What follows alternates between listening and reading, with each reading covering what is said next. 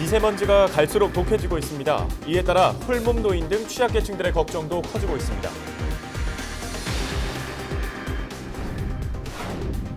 버스 정류장에 정차한 일부 버스 기사들이 금연구역에서 담배를 피우고 있습니다. 시민들은 불편해하고 있습니다. 부천시가 미세먼지 대책 마련에 집중하고 있습니다. 특히 미세먼지 문제를 해결하기 위해 중국과 협력하기로 했습니다. 부천에서 하루에 17명의 신생아가 출생하고 10명이 사망하는 것으로 조사됐습니다. 부천 지역의 출생률과 사망률 숫자로 정리해봤습니다.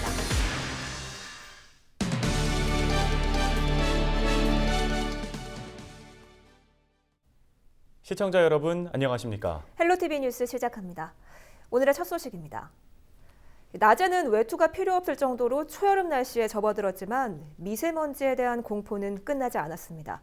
오는 주말 또 한 차례 중국발 스모그와 황사가 예보돼 있기 때문인데요. 길어지는 미세먼지 소식 때문에 독거노인과 취약계층들의 걱정도 날로 커지고 있습니다. 이세진 기자의 보도입니다. 영구임대 아파트에 사는 김할머니는 올봄 창문을 제대로 열어본 기억이 없습니다. 바람을 타고 들어와 방바닥에 새까맣게 내려앉는 미세먼지 때문입니다. 아이고, 미세먼지가 너무 심으니까 노약자 나가지 말라고. 그래도 그냥 바깥 공기뿐 아니라 실내 공기도 못 미덥긴 마찬가지. 하지만 불티가 나게 팔렸다는 공기청정기도 기초생활수급자인 할머니에게는 먼 이야기입니다. 마음이 아프지. 남들처럼 공기청정기나 있어서 놓고 살면 걱정을 하는데 돈이 어디가 있어. 내가 병원도 공짜에도 자주 못 가는 지변이 돈이 어디 있어서 사. 이웃집에 사는 신할아버지도 대부분의 시간을 집에서 보냈습니다. 불편한 마스크 때문에 외출을 줄였지만 집안 공기까지는 어쩔 도리가 없습니다. 아이고, 경제적으로 뭐 좀 헛돈 들어가는 것 같아서. 그나마 미세먼지가 심할 때는 여러 사람이 모이는 경로당이 도피처입니다. 지난해 지자체에서 지원해준 공기청정기가 있기 때문입니다. 불편한 다리로도 5분을 걸어 경로당을 찾지만 이마저도 낮에만 문을 열다 보니 아침 저녁으로 찾아오는 미세먼지 공격에는 속수무책입니다. 그런 거 사놓을 수가 없잖아, 우리는. 낮에만 여기서 맨날 있으니까 이제 4시면 그때까지 이제 그럭저럭 하다가 여기서 하다가 이제 가는 거지. 지자체에서는 취약계층을 위해 경로당이나 사회복지시설 같은 공용시설에 한해 순차적으로 공기청정기를 지원하고 있습니다. 하지만 외출까지 겁이 날 만큼 발밑까지 들어온 미세먼지 공포에 취약계층의 한숨은 깊어지고 있습니다. 헬로티비 뉴스 이세진입니다. 다음 소식입니다. 부천시에서는 하루 17명의 신생아가 출생하고 10명가량이 숨진다고 하는데요. 또 매년 11만 4천여 명이 이사를 오고 11만 8천 명이 외부로 전출하는 것으로 나타났습니다. 숫자로 본 부천, 김호 기자가 정리했습니다. 부천시의 면적은 53.45제곱킬로미터로 여의도 면적의 6배가 조금 넘습니다. 인구는 87만 명으로 경기도 내에서는 수원과 용인, 성남에 이어 네 번째 규모이며 남성이 43만 5천여 명, 여성이 43만 6천여 명으로 여성이 1,000여 명 더 많습니다. 동별로는 성곡동이 4만 4천여 명으로 가장 많고 만여 명인 소사동이 가장 적습니다. 세대수는 33만 8천 세대가 거주하고 주택은 31만 5천여 채로 93%의 주택 보급률을 보이고 있습니다. 또 매년 11만 4천여 명이 부천시로 이사를 오고 11만 8천여 명이 외부로 전출가, 전출 세대가 전입을 앞서는 것으로 나타났습니다. 다음은 출생률을 보겠습니다. 부천시에서는 매일 17.6명이 태어나고 9.9명이 사망하는 것으로 집계됐습니다. 1000명당 출생률은 지난 1990년에 22.8명으로 정점을 찍은 이후 2010년에는 9.8명으로 20년 새 반 이상 줄었고 2017년에는 2.6명으로 7년 새 다시 3분의 1 이상이 감소했습니다. 이 같은 출생률 감소는 인구 자연 증가율 감소로 이어져 2010년 6.3명이던 인구 자연 증가율은 지난해 2.6명으로 역시 30% 이상 줄었습니다. 이 밖에 시 전체 예산은 1조 9천억 원이며 45.8%가 사회복지에 쓰이고 학교는 133개, 의료시설은 1079개소가 있는 것으로 집계됐습니다. 헬로티비 뉴스 김호입니다. 버스 정류장은 금연구역이라는 사실 대부분 알고 계실 텐데요. 일부 버스 기사들이 정차 시간 동안 정류장에서 흡연을 하고 있습니다. 시민들은 불편을 호소하고 있는데요. 기사들은 장시간 운행 후 잠깐의 휴식 시간이라며 흡연 부스 설치를 희망했습니다. 스마트폰 출동 김진재 기자입니다. 부천시 한 버스 정류장. 정차한 버스에서 버스 기사가 내리고 곧이어 담배를 꺼내뭅니다. 정류장 10m 이내는 금연구역이지만 버스 기사는 아랑곳하지 않고 행인들 틈에서 흡연을 이어갑니다. 또 다른 버스 기사 역시 정류장에 차량을 세워둔 채 뿌연 담배 연기를 내뿜습니다. 해당 정류장에는 이처럼 금연을 알리는 안내문이 붙어 있지만 모두 무용지물입니다. 이 때문에 정류장에서 버스를 기다리는 시민들은 담배 연기에 그대로 노출될 수밖에 없는 상황입니다. 좋지는 않죠. 그냥 불편해고 거기 앉아요. 여기 학생들도 많이 아침에 가잖아요. 안 갔으면 좋죠.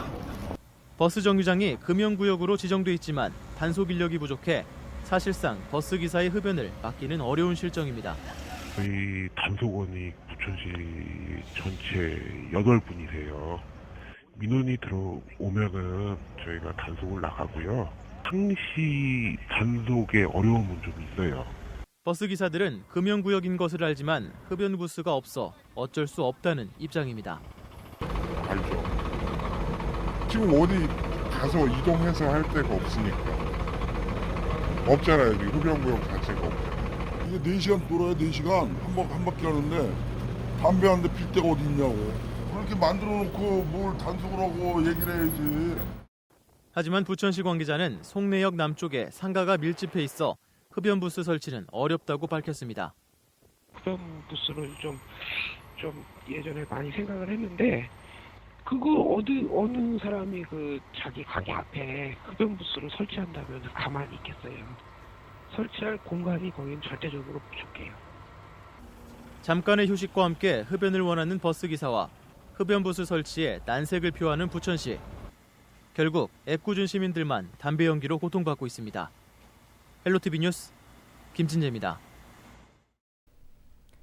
의정부에서 반려견을 잔인하게 죽였다는 사실이 알려지면서 공분을 사고 있습니다. 이런 반려견 학대 사건은 심심찮게 발생하고 있는데 처벌이 솜방망이에 그친다는 지적이 나옵니다. 이지훈 기자가 보도합니다. 흰색 개 한 마리가 목에 줄이 묶인 채 허공에 매달려 있습니다. 그걸 어떡해? 근데? 지난달 29일 의정부의 한 주택가에서 촬영된 영상입니다. 영상을 촬영한 목격자는 개를 도시가스 배관에 매달아 패대기 치고 있다는 말을 듣고 현장에 가보니 개는 이미 죽은 상태였다고 당시 상황을 전했습니다. 죽은 개 옆에는 또 다른 개 한 마리가 죽어 있었다고 했습니다. 개 2마리가 죽은 채 발견된 집입니다. 죽은 개는 바로 이 가스 배관에 목이 졸린 채 달려 있었습니다. 현재 이곳엔 개집만 덩그러니 놓여 있습니다. 개가 그 죽어가는 앓는 소리가 그런 것 같아. 이웃 주민들은 개 주인이 강아지 2마리를 더 키우고 있다는 사실을 시청에 신고했습니다. 시청 직원은 개를 구조하러 갔을 때 주인의 반응을 이렇게 기억합니다. 자기가 키우는 거 좀 힘들다 이런 얘기를 했다 그러시더라고요. 별로 죄책감이 있거나 이러지는 않은 것 같아요. 동물보호센터에서 개를 인계할 당시 주인이 죽은 개를 태우고 있었다는 목격담도 있습니다. 경찰은 개 주인인 50대 여성을 상대로 정확한 사건 경위를 조사하고 있습니다. 현행법상 동물학대범은 2년 이하의 징역이나 2천만 원 이하의 벌금형에 처해집니다. 하지만 2015년부터 3년간 동물학대로 경찰 조사를 받은 사람 575명 중 감옥에 간 사람은 한 명도 없었습니다. 전체 11% 수준인 68명의 벌금형 처분을 받은 게 전부입니다. 동물보호단체는 우리 법이 다른 나라와 달리 동물을 생명이 아닌 물건으로 취급하고 있는 것부터 개선돼야 한다고 지적합니다. 헬로티비 뉴스 이지훈입니다. 아파트 공사가 한창인 동구의 한 도로에선 보행자들이 안전에 위협을 받고 있습니다.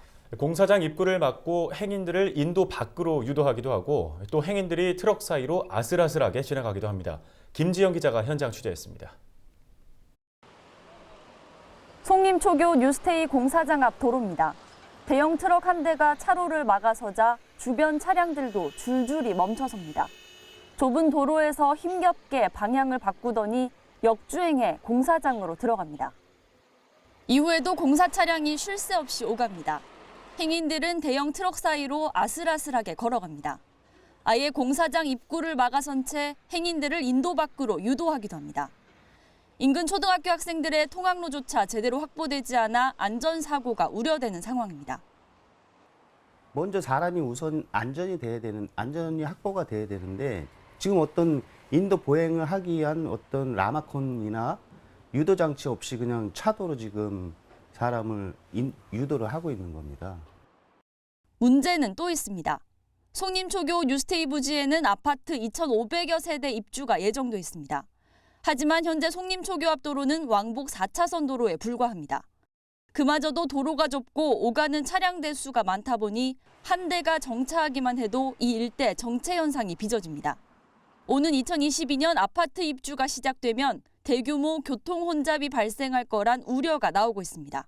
한 가구당 한 대만 해도 2,500여 대의 차량이 이 도로를 이용을 해야 되는데 가장 우려되는 거는 이제 공사 과정도 문제지만은 공사 후에 어떤 이제 이 교통 대란이 오지 않겠는가 이렇게 이제 그걸 제일 염려하는 거죠. 이에 대해 인천도시공사 측은 교통환경 영향평가 결과를 토대로 아파트 입구와 도로를 현행 2차선에서 3차선으로 확장할 계획이라고 설명했습니다. 또 아파트 출입구가 세 곳으로 분산되면 우려하는 큰 혼잡은 없을 것이라고 해명했습니다. 티브로드 뉴스 김지영입니다. 다음 소식입니다. 지난 27일 인천교통공사 소속 승무원 노동자가 근무 도중에 사망하는 사고가 발생했습니다. 인천교통공사 노조는 이번 사망 사고가 현장 인력 부족에 따른 예견된 인재라고 주장했습니다. 원태규 기자가 보도합니다. 인천교통공사 소속의 승무원 노동자 A씨가 급성 심근경색으로 사망한 건 지난 4월 27일. A씨는 규련 촬영기지에서 근무하던 중 점심시간 휴게실에서 동료들에게 시신으로 발견됐습니다. 인천교통공사 노조 측은 인력 부족으로 인한 열악한 근무 환경이 이번 사망 사고의 원인으로 보고 있습니다. 말씀처럼 해프닝처럼 아무 일 없었던 듯이 근무할 수 있었습니다. 단지 인원이 조직의 어떤 인력적인 효율성을 우선시해서 실망으로 인해서 발생한 인재이고 손실이고. 지난 1999년 인천 지하철 1호선이 개통할 당시 인천교통공사의 인력은 1,179명이었습니다. 현재는 인천 지하철 2호선이 추가되고 육상교통 업무 등이 더해졌지만 증원된 인력은 20년 사이 344명이 전부입니다. 실제로 인천의 철도 1km당 운영 인력은 24명으로 서울교통공사가 56명인 것에 비해 턱없이 부족합니다. 이처럼 업무는 해마다 과중되지만 증원되는 인력은 소수다 보니 승무 노동자가 과로와 업무 스트레스에 시달려 왔다는 주장입니다. 올해에도 마찬가지였습니다. 노동조합에서는 380명 증원 요구를 했는데 인천시에서는 연구 용역 결과가 20명 증원이다. 그래서 20명만 증원하면 된다. 이렇게 답변이 왔습니다. 인천교통공사는 이와 관련해 근로기준법을 위반한 사안이 없었다며 현장 인력 부족을 사망의 원인으로 단정 짓긴 어렵다고 밝혔습니다. 다만 앞으로 근무 여건 개선에 적극적으로 노력하겠다고 말했습니다. 우리가 앞으로 뭐 어떻게 개선할 게 있는지, 보완할 게 있는지 그런 게 있으면은 조합하고 협의회가 있고 우리 경영진에 모여 보고를 해서 요청을 하면서 지금 그런 단계에 있는 거고요. 인천교통공사 노동조합은 공사의 열악한 인력 상황으론 300만 인천 시민의 안전도 담보할 수 없다고 강조했습니다. NIB 뉴스 원태규입니다. 경기도에서 열린 대한민국 기본소득 박람회에서 전 세계의 기본소득 정책을 살펴볼 수 있는 시간이 마련됐습니다.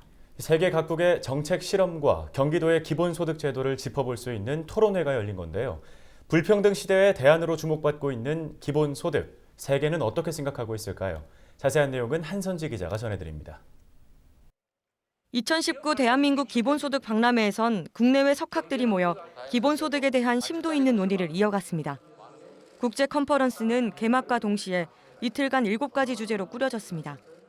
이재명 경기도지사와 기본소득 최고 권위자로 알려진 영국 시민소득 트러스트 의장 애니 밀러, 강남훈 한신대 교수의 기조연설로 시작됐습니다. 소득을 보장함으로써 경제가 원활하게 돌아갈 것이다. 수요도 생겨날 것이다. 그리고 그 시장 확대로 인해서 우리 경제는 지속적으로 성장할 수 있을 것이다. 심화되고 있는 부의 불평등 시대. 이 간극을 줄이기 위한 대안으로 해외에선 이미 기본소득 실험들이 진행됐는데 토론에선 인도와 핀란드, 스위스 등의 사례가 발표됐습니다.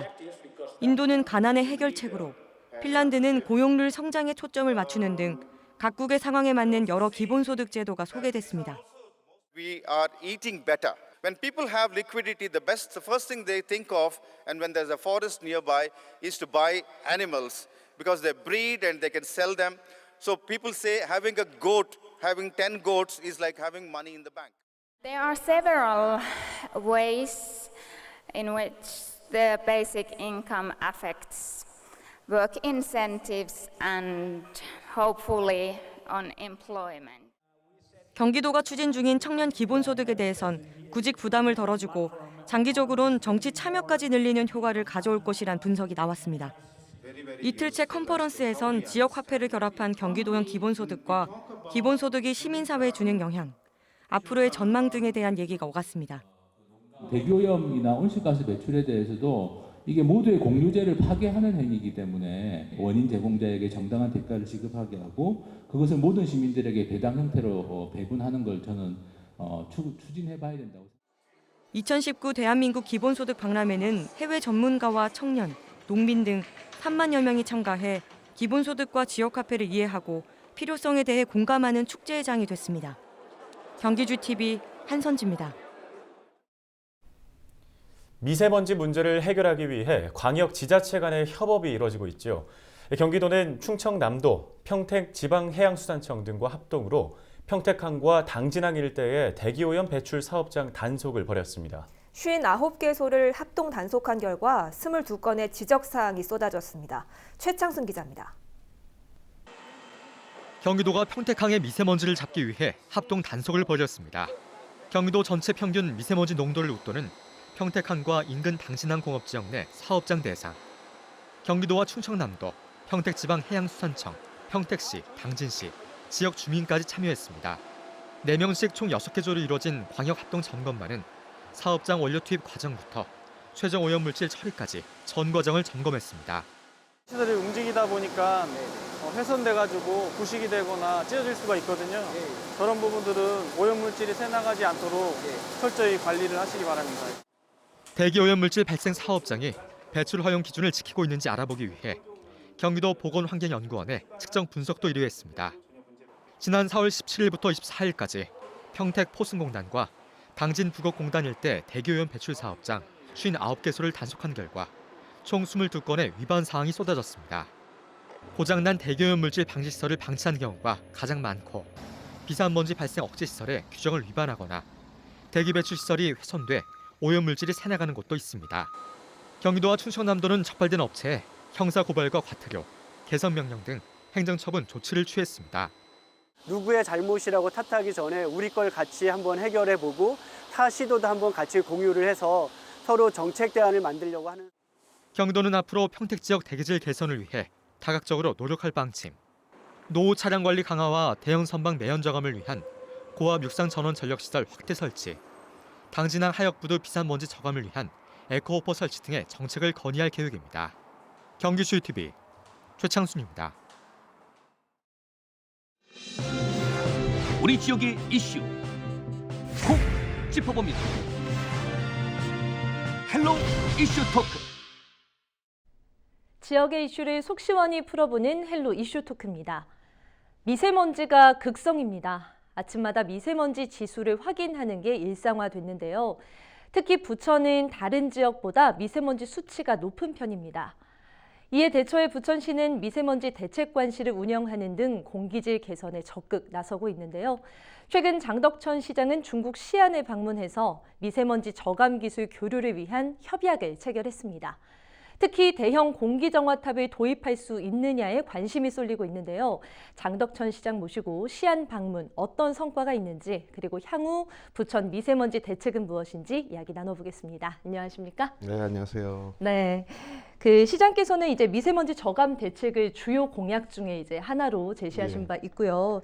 부천은 뭐 수도권에서도 유독 미세먼지 수치가 높은 편인데 뭐 좀 원인이 어디에 있다고 보시는지 궁금하거든요. 네, 뭐 수도권에서 뿐만 아니라 전국에서도 특정한 지역이 특히 네. 매우 높습니다. 저희가 좀 신흥동 주민센터 옥상에 측정기가 설치되어 있는데 네. 그곳의 측정치가 제일 높은데 아마 그 주변의 환경 때문에 그런 것 같고요. 그래서 부천 전체로 봤을 때 미세먼지의 영향이 좀 높게 또 미세먼지 수치가 높게 나오는 거는 아마 지형적인 영향도 좀 일부 있을 테고요. 그다음에 부천이 녹지 비율이 아주 낮은 도시입니다. 전국에서도 네. 아주 낮은 수준이라 네. 그런 영향도 있겠고, 그다음에 자동차 통행량이 굉장히 많습니다. 자동차로부터 배출되는 네. 그런 배기가스가 초미세먼지의 꽤 많은 부분을 차지하는데 그런 영향도 있고, 그다음에 레미콘 공장을 비롯한 그런 미세먼지를 배출하는 공장 시설이 꽤 많은 네. 편이고요. 그리고 사람이 이렇게 좁은 곳에 인구 밀도가 부천이 전국에서 제일 높은데 그렇죠. 이렇게 좁은 곳에 모여 살다 보면 또 이렇게 미세먼지의 흐름도 빠르지 않고 뭐 하여튼 바람의 영향도 좀 있을 테고 그런 부분이 꽤 좀 다른 곳보다 미세먼지가 좀 높게 나타나는 이유가 아닌가 이렇게 생각합니다. 네. 그래서 이제 부천시는 미세먼지 대책관실을 꾸리고 이제 운영을 하고 있는데 아직 이제 뭐 체감을 좀 아직 못하시는 주민분들도 있으신 것 같아요. 이 대책관실은 어떤 역할을 하는 곳인지 좀 설명을 해주세요. 예, 뭐 대책관실 자체가 전국에서 기초단체에서는 처음으로 네. 만들었고 아직도 아마 거의 유일하지 않을까 싶은데요.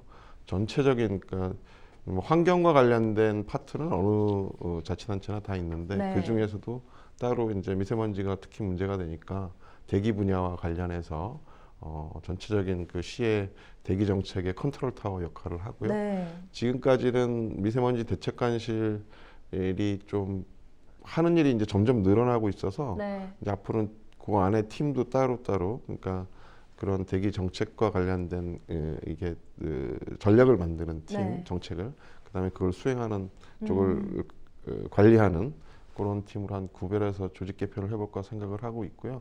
미세먼지 대책관실이 지금 국가기관들 LH 토지주택연구원, 그다음에 한국철도기술연구원, 그다음에 한국환경산업연구원 이렇게 네. 국가기관하고 손잡고 국가의 그런 미세먼지 정책도 함께 좀 수행하고 있어서 뭐 조만간 이제 시범 사업들이 하반기부터 하나 둘 이제 출현할 것 같습니다. 네. 그 최근에 가장 관심을 모으고 있는 게 이제 중국 시안에 방문하고 오신 거예요. 예. 뭐 이제 목적에 보니까 미세먼지 저감 기술 교류를 위해서 이제 방문을 했다 하셨는데 구체적으로 어떤 목적 때문이었는지 왜 중국 시안이었는지 궁금하거든요. 시안이 뭐 제가 확인한 바로는 그 대기질 상태가 몇 년 전에 상당히 안 좋았는데 네. 최근 들어서 아주 많이 좋아졌다고 하고요. 네. 그리고 또 세계에서 제일 크죠. 공기정화탑이라고 60m짜리 굴뚝처럼 생긴 네. 그런 공기정화 대규모 공기정화 장치가 있는데 네. 거기에 관한 이제 그 견문을 좀 넓히고 그리고 또 필요하면 기술도 얻어올 수 있을까 해서 네. 가서 방문하게 됐고요. 뭐 소개 성과는 있었습니다. 그러셨군요. 네. 근데 이제 우리가 보통 아는 게 이제 중국은 좀 미세먼지가 높다 이런 우리가 이제 인식을 가지고 있잖아요. 근데 시안의 경우는 아까 말씀 들어보니까 조금 다른 경우 같은데 이 기술력을 바탕으로 이 미세먼지 저감 얼마나 효과를 보고 있는 곳인지 궁금해요. 아마 그냥 딱 공기정화탑만 놓고 보면 네. 한 주변 그 10제곱킬로미터 내에 네. 그 이제 한 2년간 연구한 결과인데요. 내에 15%에서 20% 사이의 미세먼지를 저감시키는 효과는 거두고 있다고 하고요. 네. 그다음에 시안은 뿐만 아니라 아마 저도 중국을 꽤 오랜만에 갔는데 시안은 처음 가봤습니다만 네. 저희가 생각하고 있는 그런 중국하고는 전혀 다른 환경 쪽에서 보면 더욱 그러니까 뭐 대도시 도심이 아주 1200만 인구인데 땅도 꽤 넓거든요. 근데 도심이 우리 부천보다 높은 빌딩들로 대부분 네. 지금 재건축이 됐고 이미 되고 있고 그다음에 이 환경 정책도 봐도 그런 공기정화탑뿐만 아니라 거기에 노선 버스가 7,300대가 있는데 전기 버스 아니면 천연가스 버스가 100%입니다. 네. 그러니까 우리보다 지금 그런 부분에서 앞서 있고 택시나 승용차들도 전기차 또는 뭐 천연가스 뭐 또는 그 알코올 아니 제가 지금 에탄올 네. 예, 그걸 사용하는 자동차들이라 그걸로 인해서 대기 환경 질이 많이 개선됐다고 하고요.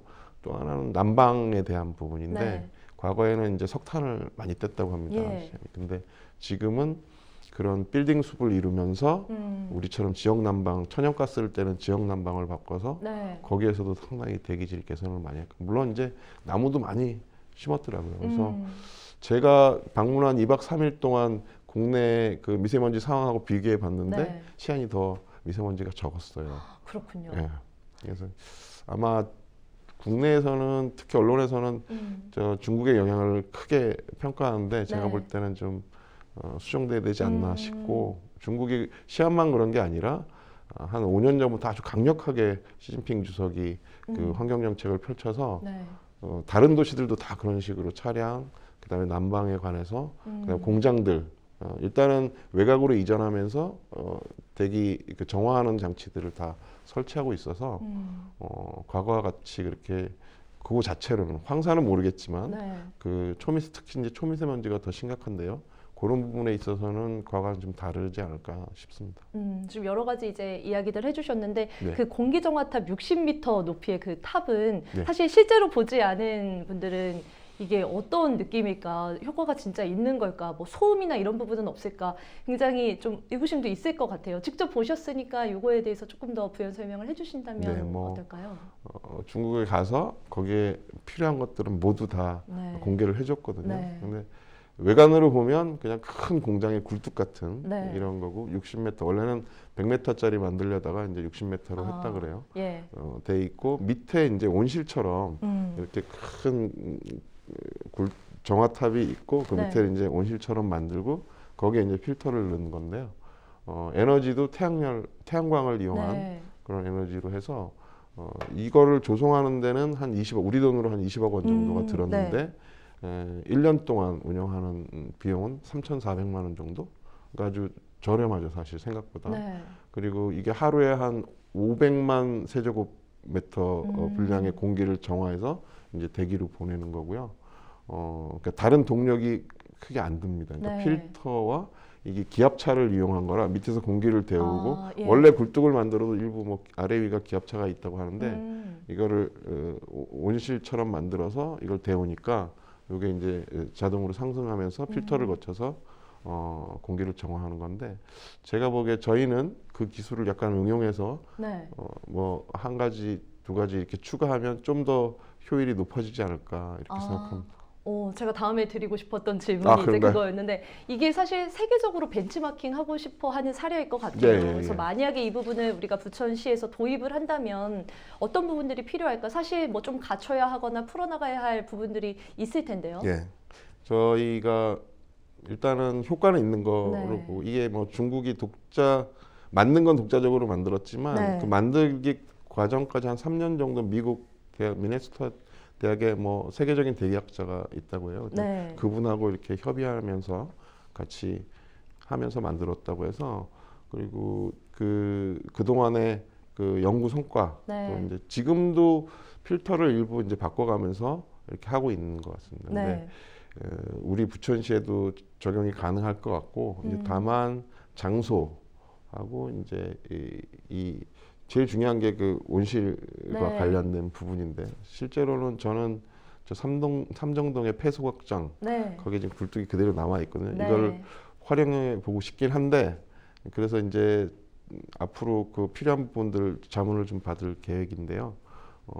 안 되면 거기가 안 되면 좀 소규모라도 곳곳에 만드는 방법을 네덜란드의 유사한 형태로 작은 게 있어요. 네. 성능은 네덜란드 게 더 좋습니다. 근데 네.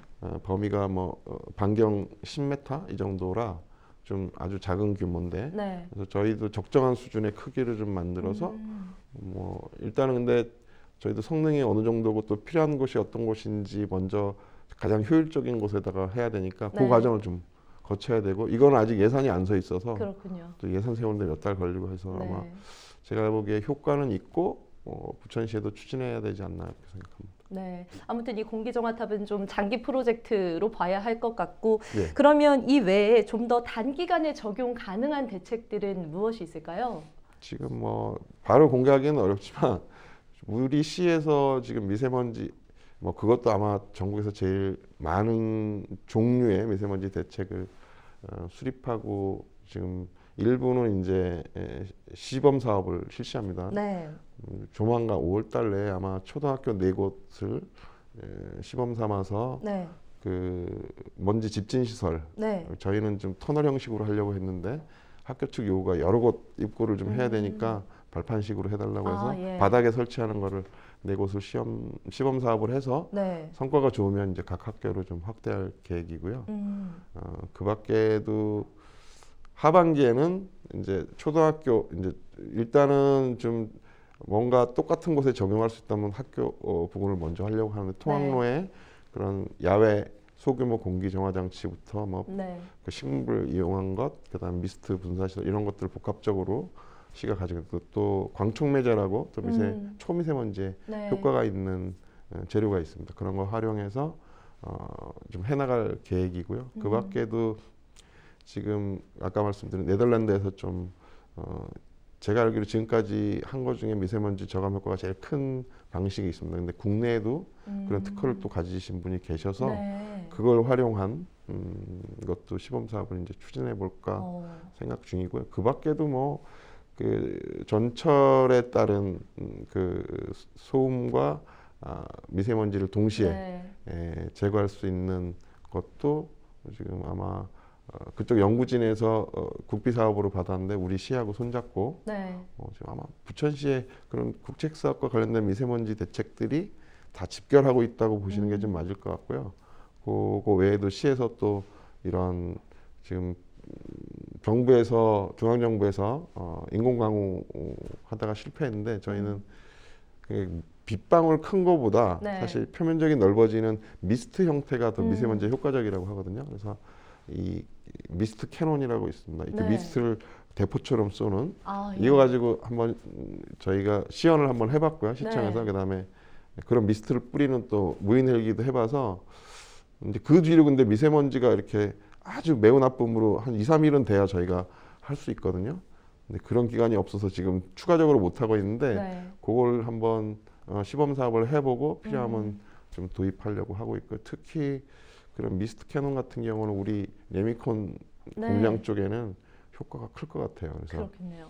각종 아주 뭐 식물을 활용한 것, 그다음에 아까 말씀드린 광촉매제를 활용한 것, 그다음에 아까 효과가 좀 큰 게 양이온을 활용하면 그 미세먼지 포집 장치거든요. 그런 것들 하여튼 국내외에서 미세먼지 제거에 효과가 있는 거는 전부 다 검토하고 있습니다. 그래서 이제 뭐 시기에 따라서 또는 예산 상황에 따라서 조금씩 순서는 달리하겠지만 저희가 국토부가 하던 스마트 그 미세먼지 특화 단지로 선정돼서 지금 수십억 원 국비 받아서 지금 시내 곳곳에 데이터를 축적하고 있습니다. 그래서 그게 나오면 그곳 지역의 특성에 맞는 그런 미세먼지 대책을 시범 사업으로 바로바로 실시할 거고요. 그래서 예를 들어서 그렇습니다. 하나가 지금 버스 정류장에 다른 도시에서도 일부 뭐 버스 정류장을 미세먼지 저감할 수 있는 그런 쉘터로 만들고 있는데 저희 시에는 그거보다는 좀 진화된 방식의 검증 가능한 방식으로 좀 해서 실제로 버스 정류장이 되게 중요합니다. 이 다른 곳보다 도로의 미세먼지가 농도가 높고요. 그다음에 도로 중에서도 버스 정류장이 30% 정도 높습니다. 도로 일반 도로보다. 그래서 그런데 사람이 많이 모이는 곳, 미세먼지 농도가 높은 곳 그런 데 맞는 대책들을 지금 이렇게 뭐 계략적으로 수립은 해놨고요. 이걸 이제 데이터를 좀 가지고 분석을 해서 여기다 이걸 적용하고 여기다 이걸 적용하고 이제 이걸 찾는 과정에 있습니다. 지금. 네, 이런 사업들을 이제 시도를 하고 이제 뭐 이제 시작을 하다 보면 어느 정도 이제 저감 효과가 나타나긴 할 텐데 어느 정도 수준으로 좀 줄어들 거다 예측하고 계신 게 있을까요? 그 뭐 저희가 아직 실증 작업들을 하질 않았기 때문에 뭐 미세하나마 다 효과는 있을 거고요. 외국에서 이제 일부 진행된 것들도 있고요. 네. 중국도 아까 말씀드렸지만 이미 아까 대형 공기 정화탄 말고 네.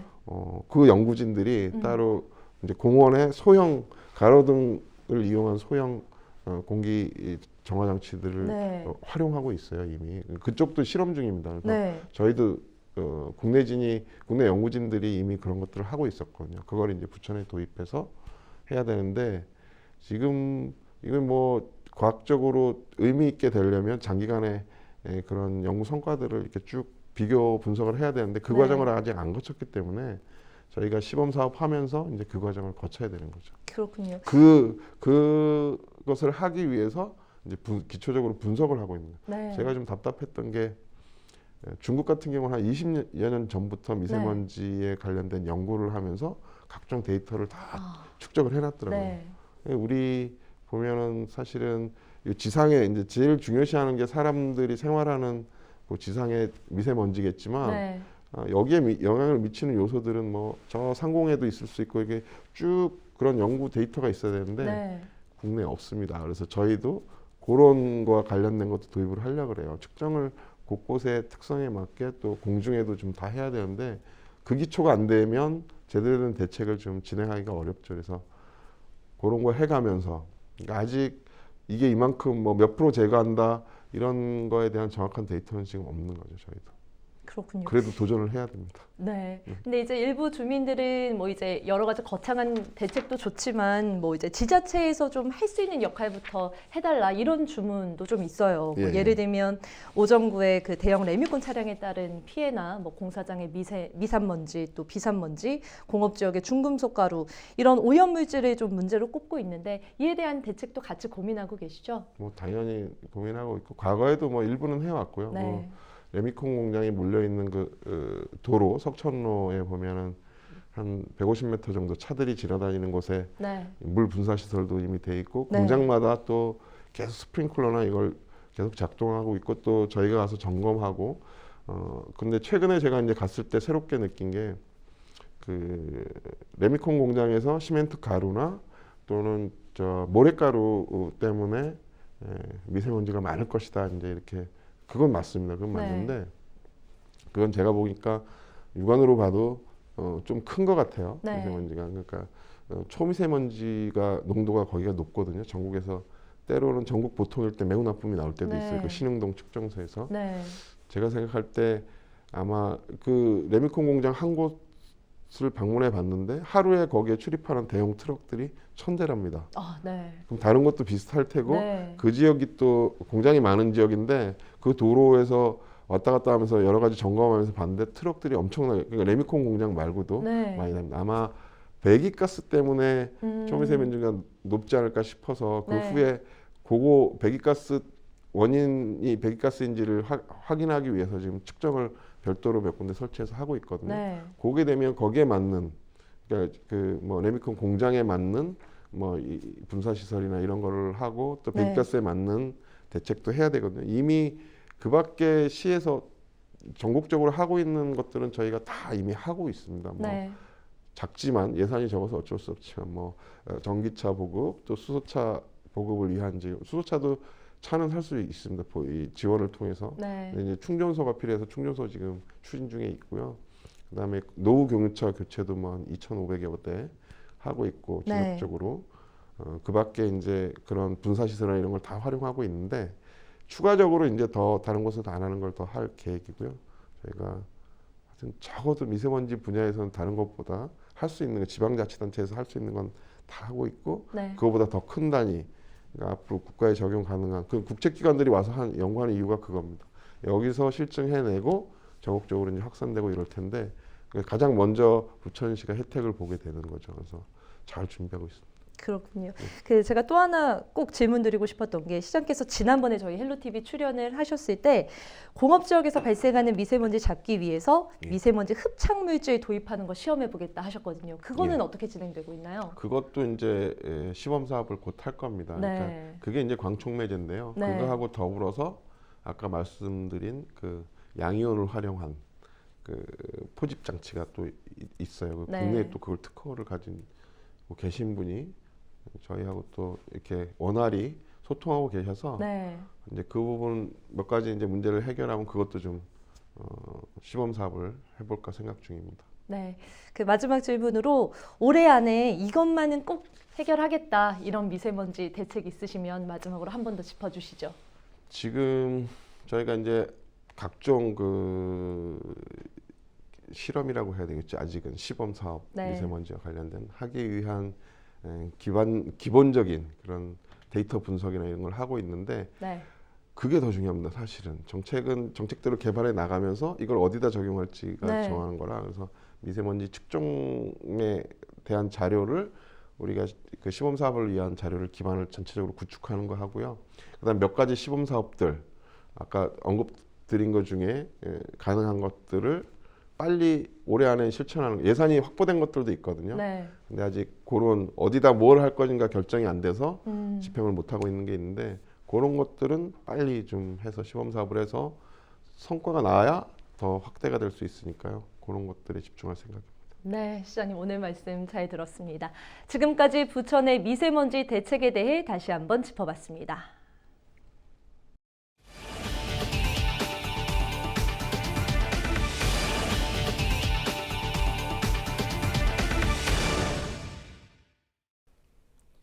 김포도시철도 운영을 맡은 김포 골드라인 운영 주식회사의 노조가 파업을 선언한 가운데 김포시는 도시철도 개통에는 문제가 없다는 입장을 내놨습니다.